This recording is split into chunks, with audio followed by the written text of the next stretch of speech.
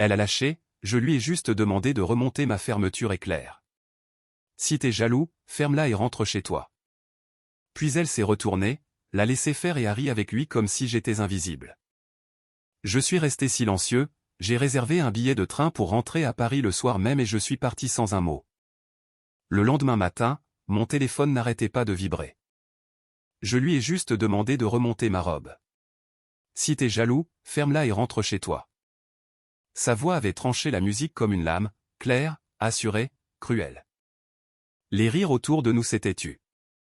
Elle m'avait tourné le dos, laissant ce type remonter la fermeture lentement, souriant comme si je n'étais même pas là. Pas de cris, pas de scène, pas de supplication pour qu'elle arrête de m'humilier. J'ai juste hoché la tête, fini mon verre et je suis sorti comme un homme quittant ses propres funérailles, parce que c'était exactement ça. Elle pensait que j'allais bouder, peut-être lui envoyer un texto plus tard, peut-être me battre pour elle une fois de plus. Mais je ne l'ai pas fait.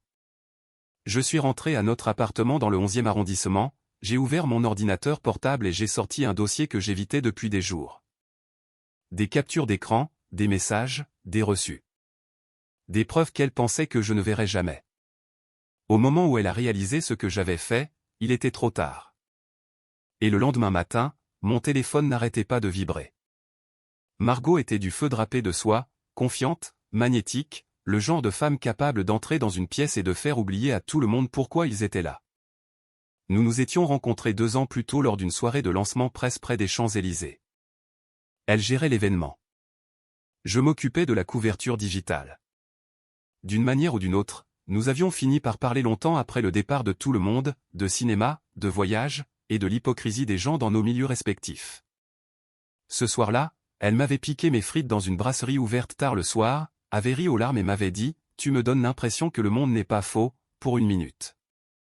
Cette phrase m'avait marqué parce que Margot vivait dans un monde bâti sur l'image, les sourires impeccables, les photos filtrées sur Instagram et les gens qui n'applaudissent que lorsque les caméras tournent. Je pensais pouvoir être son calme, le seul endroit où elle n'avait pas besoin de jouer un rôle. Et pendant un moment, je l'ai été. Elle m'envoyait des textos en pleine réunion juste pour dire que je lui manquais.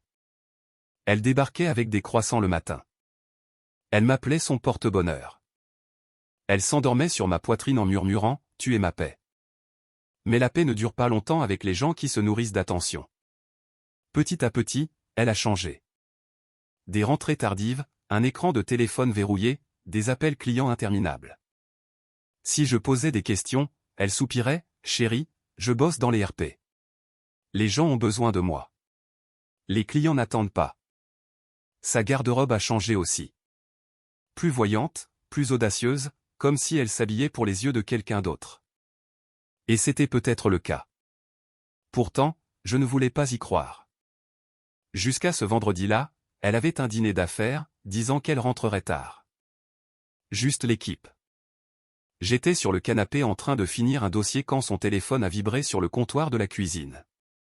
Juste un message, Maxime. Le collègue qu'elle m'avait présenté comme un simple ami proche. Le texto disait, dans le hall dans 10 minutes. Mais la même robe que la dernière fois. J'ai eu l'estomac noué. Avant même que je puisse assimiler l'info, la porte de la salle de bain s'est ouverte.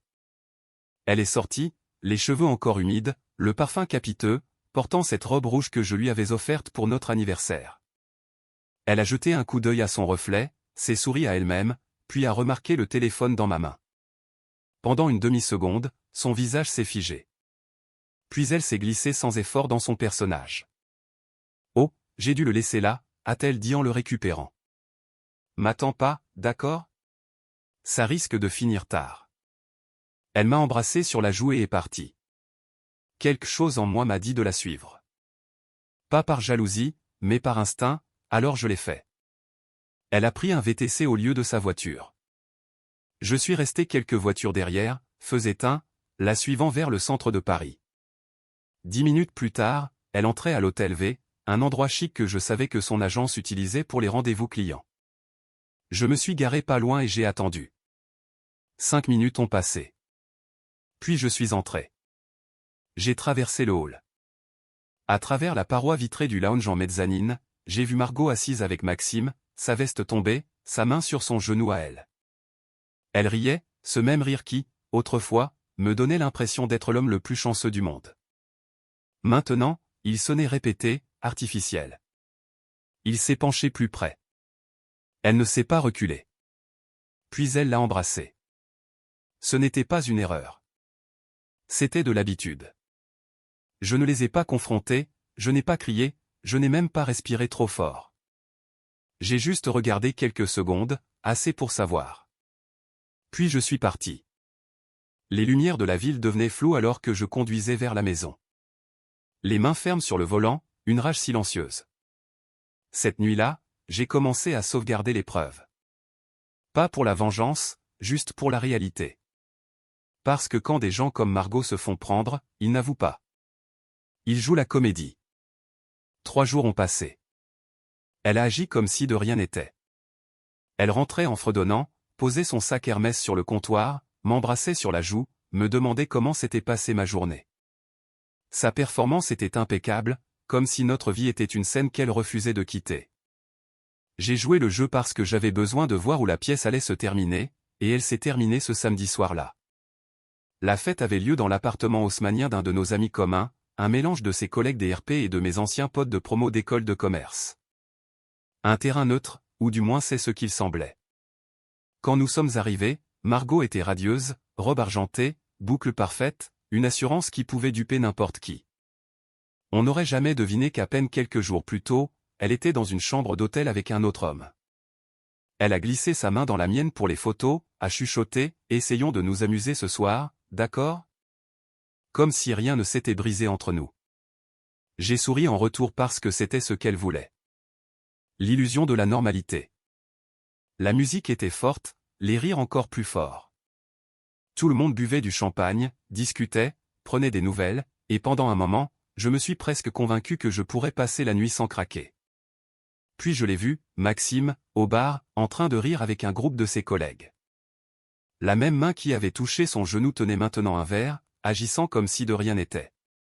Quand Margot l'a remarqué, quelque chose en elle a changé, juste légèrement. Sa voix est devenue plus légère. Sa posture a changé. Cette étincelle dans ses yeux n'était pas de la joie. C'était du contrôle. Elle était à nouveau en représentation. Pas pour lui. Pour moi. 1 heure a passé. Elle riait un peu trop fort à ses blagues. Elle s'assurait que je regardais quand elle se penchait pour lui chuchoter quelque chose. Chaque contact, chaque regard, calculé. Et puis, au milieu de la soirée, elle s'est penchée vers moi et a dit, « Je vais juste arranger ma robe vite fait. » J'ai hoché la tête, je l'ai regardé disparaître dans le couloir vers les chambres d'amis. 2 minutes plus tard, Maxime s'est excusé et l'a suivi. Personne n'a remarqué. Personne ne remarque jamais. J'ai attendu 1 minute de plus avant de poser mon verre et de marcher après eux. Le couloir était sombre, seule une porte légèrement entr'ouverte laissait passer de la lumière. Des rires venaient de l'intérieur. Les siens. J'ai poussé la porte. Margot se tenait devant le miroir sur pied. Elle me tournait le dos. Maxime était derrière elle. Les mains à mi-chemin sur la fermeture éclair de sa robe. Ils se sont figés 1 seconde. Personne n'a bougé. Même la musique du salon semblait s'estomper. « C'est quoi ce bordel ?» ai-je demandé calmement. Margot a cligné des yeux 1 fois, puis a eu un sourire en coin. Pas nerveuse, pas effrayée, juste amusée. « Détends-toi » a-t-elle dit. C'est coincé. Je lui ai juste demandé de remonter ma robe. Son ton n'était pas défensif. Il était moqueur, assez tranchant pour faire saigner. Maxime a reculé, bafouillant, « Mec, c'est rien du tout », mais elle l'a coupé d'un regard. Elle s'est tournée complètement vers moi, les yeux brillants sous la lumière. « Tu es vraiment venu ici pour ça ?» a-t-elle raillé. « Mon Dieu, tu es gênant. » Ma mâchoire s'est serrée. « Tu oses vraiment faire ça après tout ce qui s'est passé ?» Son expression a vacillé pendant un demi-battement de cœur. De la culpabilité? De la peur? Puis elle a ri. Faire quoi? Demander de l'aide? Putain, tu es jaloux de tout le monde. C'est peut-être pour ça que tu es si malheureux. Ce ne sont pas les mots qui ont fait mal. C'était le calme derrière eux. La façon dont elle remuait le couteau sans élever la voix. Elle voulait gagner. Elle voulait le contrôle, et m'humilier devant les autres était son coup final. J'ai entendu des voix étouffées dehors. Des gens près de la porte nous entendaient peut-être. Et puis elle l'a dit assez fort pour qu'ils saisissent chaque mot, je lui ai juste demandé de remonter ma robe. Si t'es jaloux, ferme-la et rentre chez toi. Le couloir est devenu silencieux. Quelqu'un dehors a gloussé maladroitement. Quelques autres ont fait semblant de ne pas remarquer. À l'intérieur, je l'ai juste fixée. Elle avait transformé toute la chose en une performance. Elle avait fait de moi l'imbécile dans son petit spectacle. Pendant une seconde, j'ai failli parler. Puis j'ai réalisé que c'était exactement ce qu'elle voulait. Elle voulait une réaction, une scène, une histoire où elle pourrait être la victime et moi le copain colérique. Alors, je ne lui ai rien donné. J'ai pris une lente inspiration et j'ai dit calmement, « D'accord. » Ses yeux se sont plissés. « D'accord quoi ? » ?»« D'accord, je rentre chez moi. » Elle a levé les yeux au ciel, marmonnant un « enfin ». Je me suis écarté, ouvrant la porte plus grand. Maxime s'est éclipsé en premier, faisant semblant de vérifier son téléphone. Margot m'a frôlé en passant, chuchotant, grandis un peu, tu veux ? Puis elle est retournée dans la foule, son rire flottant derrière elle comme du parfum. Je suis resté là un moment, pas en colère, pas brisé, juste résigné. Parce qu'à ce moment-là, j'ai réalisé quelque chose de simple. On ne se bat pas contre des gens qui ont soif de chaos. On les y laisse. Alors je suis sorti de cette fête sans un autre mot. Personne ne m'a arrêté. Il pensait probablement que je boudais, le copain jaloux qu'elle avait remis à sa place. Si seulement il savait, parce qu'au moment où elle se servait un autre verre et recommençait à rire, j'étais déjà en route pour rentrer. J'ai conduit en silence. Pas de musique, pas de pensée, juste ces mots qui repassaient en boucle dans ma tête. Si t'es jaloux, ferme-la et rentre chez toi. Elle l'avait dit avec ce demi-sourire suffisant, comme si elle avait gagné, comme si elle avait fait de moi le dindon de la farce de son histoire. Elle pensait peut-être l'avoir fait, mais la vérité, c'est que j'avais déjà arrêté de jouer à son jeu il y a longtemps. Quand je suis arrivé à l'appartement, l'air semblait plus lourd que d'habitude. Tout dans cet endroit me rappelait elle. Les verres à vin qu'elle avait insisté pour acheter au bon marché. Le plaid qu'elle n'utilisait jamais. Le flacon de parfum à moitié vide sur la commode. Je me suis assis à mon bureau, j'ai ouvert mon ordinateur portable et j'ai fixé l'écran pendant un long moment. Puis j'ai cliqué sur un dossier nommé « Boulot ».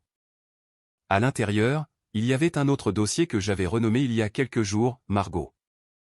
À l'intérieur se trouvaient les choses que je n'avais pas voulu regarder à nouveau. Capture d'écran, fil de messages, reçu Uber, facture d'hôtel, preuve de chaque réunion client tardive et événement d'équipe qui n'en était pas un. Chacun prouvait à quel point elle m'avait sous-estimé. Je ne voulais pas de vengeance quand je les avais sauvegardés. À l'époque, j'avais juste besoin de quelque chose de solide, un moyen d'arrêter de sentir que je devenais fou. Mais après cette fête, après la façon dont elle m'avait regardé dans les yeux et humilié, la preuve ne suffisait plus. Il devait y avoir une responsabilité. Alors j'ai commencé à compiler chaque capture d'écran, chaque horodatage, chaque reçu qui contredisait son alibi. Je les ai arrangés chronologiquement, propres, organisés, impossibles à nier. Pas de légende, pas de notes, pas de paragraphes émotionnels, juste ses propres mots et les faits qui les enterraient. J'ai nommé le fichier « Margot » personnel. Puis j'ai ouvert un email vierge adressé à la DRH de son agence, avec le directeur associé en copie. Objet, pour revue interne, usage abusif du temps et des ressources de l'entreprise. Le corps du message était simple, pour votre information, ce fichier contient des preuves concernant l'une de vos représentantes utilisant les comptes et les événements de l'entreprise pour des activités personnelles. Veuillez examiner ceci en privé. J'ai fait une pause, pas par culpabilité, mais par habitude. 2 ans à protéger sa réputation m'avaient entraîné à hésiter. Même maintenant, une partie de moi voulait l'effacer, prétendre que je ne savais pas ce qu'elle était vraiment. Puis je me suis souvenu de ce sourire en coin à la fête, des rires, des mots, si t'es jaloux, ferme-la et rentre chez toi. Alors j'ai appuyé sur envoyer. Un clic. C'est tout ce qu'il a fallu pour briser le masque qu'elle avait construit si parfaitement. À 7h46, mon téléphone a commencé à vibrer. Un appel, puis un autre, puis 12. Tous d'elle. J'ai ignoré les premiers. Puis les textos sont arrivés par vagues. Qu'est-ce que tu as fait? Ils m'ont mis à pied. Tu ruines ma carrière. Tu n'as aucune idée de ce que ça va me faire. Je n'ai pas répondu parce que la vérité, c'est que je n'avais rien ruiné. Elle l'avait fait. À midi, ses réseaux sociaux avaient disparu. Le soir, nos amis communs chuchotaient déjà, et le lendemain matin, son entreprise a publié un communiqué sur le traitement de problèmes de professionnalisme interne. L'empire qu'elle avait bâti sur le charme s'est effondré en 24 heures, et tout ce que j'avais eu à faire, c'était de dire la vérité. Le soir suivant, elle s'est présentée à ma porte. Les yeux gonflés, les cheveux en désordre, serrant son téléphone comme s'il pouvait la sauver. Quand j'ai ouvert la porte, elle n'a même pas essayé de sourire. « Tu crois que ça fait de toi le gentil dans l'histoire » a-t-elle dit, la voix tremblante. « Tu m'as détruite. » Je l'ai regardée, calme, détachée. « Non, ai-je dit. Tu t'es détruite toute seule. J'ai juste arrêté de te couvrir. » Elle a cligné des yeux, stupéfaite. Puis son expression s'est fissurée, la panique se transformant en fureur. J'ai fait une erreur. J'ai incliné la tête. Non, tu as fait un choix. Encore et encore. Elle a réessayé, plus doucement cette fois. Est-ce que ça en valait la peine? J'ai réfléchi une seconde. Ce n'était pas une question de vengeance, ai-je dit. C'était une question d'équilibre. Pendant un instant, elle a eu l'air de vouloir pleurer. Et peut-être que ça aurait marché avant, mais plus maintenant. Tout ce que je voyais maintenant, c'était la menteuse qui m'avait dit de la fermer et de rentrer chez moi. Elle a regardé autour de l'appartement une dernière fois. Les photos avaient disparu, les tiroirs étaient vides. Il ne restait plus rien d'elle ici. Finalement, elle a chuchoté, « J'espère que tu es heureux. » J'ai failli sourire. Non, ai-je dit doucement. Juste libre. Puis elle s'est retournée et est partie. C'était différent cette fois, pas lourd, juste propre. Parce que parfois, la justice ne rugit pas. Elle n'a pas besoin de feux d'artifice ou d'applaudissements. Parfois, elle murmure juste, « Tu peux partir maintenant. » Pendant des jours, le silence a semblé étrange, comme si j'attendais un fantôme qui ne venait jamais. Des messages de gens prétendant s'en soucier vibraient sans arrêt. Je n'ai pas répondu. Je ne devais d'explication à personne. La vérité était simple. Margot avait passé 2 ans à construire une image, et j'avais passé 2 ans à la protéger. Maintenant, les deux avaient disparu. Je ne la détestais pas. Plus maintenant. Haïr signifie qu'on s'en soucie encore, et j'avais fini de m'en soucier. Ce que je ressentais, c'était de la distance. Comme si elle appartenait à une vie que j'avais déjà dépassée. J'ai gardé l'appartement, jeté les petites choses, les flacons de parfum, les tasses à café qu'elle ne lavait jamais, les photos qui semblaient heureuses seulement parce qu'on essayait trop fort. Pas par colère, juste pour assainir. Voir sa carrière s'effondrer ne m'a pas fait du bien, c'était juste inévitable. Le monde est passé à autre chose rapidement. Son entreprise l'a remplacé en une semaine. Maxime a été transféré dans une autre filiale. Les amis communs ont arrêté de mentionner son nom quand ils ont réalisé que je ne tressaillais plus, et moi, j'ai recommencé à dormir, à manger correctement, à exister sans marcher sur des œufs autour de quelqu'un qui prenait la cruauté pour de l'honnêteté. Je n'avais pas réalisé à quel point c'était épuisant d'aimer quelqu'un qui n'aimait que l'attention, jusqu'à ce que le calme devienne enfin paisible. Quelques semaines plus tard, un texto est arrivé d'un numéro inconnu. C'était court. Je suis désolé. Je le suis vraiment. Pas de nom, mais je n'en avais pas besoin. Je l'ai fixé pendant 1 minute, puis je l'ai effacé sans répondre. Certaines excuses ne sont pas faites pour le pardon. Ce sont juste des gens qui essaient d'alléger leur propre culpabilité. La paix arrive quand on cesse d'avoir besoin de leurs excuses. Parfois, je repense à cette nuit, à la fête, au rire, au moment où elle l'a dit assez fort pour que tout le monde l'entende. Si t'es jaloux, ferme-la et rentre chez toi. À l'époque, ça ressemblait à une humiliation. Maintenant, ça ressemble à une conclusion, parce que cette phrase a mis fin à tout ce que je n'avais pas le courage d'arrêter. Je suis vraiment rentré chez moi. Et une fois rentré, je n'ai jamais regardé en arrière. Les gens disent que tourner la page vient du pardon. Je ne pense pas que ce soit vrai. Pour moi, tourner la page est venu de l'honnêteté. La voir enfin pour ce qu'elle était et admettre ce que j'étais devenu en essayant de la garder. L'amour n'est pas censé vous rendre petit. Il n'est pas censé vous humilier en public pour ensuite exiger de la loyauté en privé. Et quand c'est le cas, partir n'est pas une faiblesse. C'est du respect de soi. Si vous avez déjà été à cette place, à aimer quelqu'un qui transforme votre confiance en divertissement, vous savez ce que ça fait de perdre 2 fois. Une fois quand ils vous trahissent, et une autre quand vous réalisez que vous avez ignoré chaque signal d'alarme. Mais il y a une liberté à perdre ce qui n'a jamais été réel. Parce qu'une fois qu'on arrête de supplier d'être choisi par la mauvaise personne, la paix suit.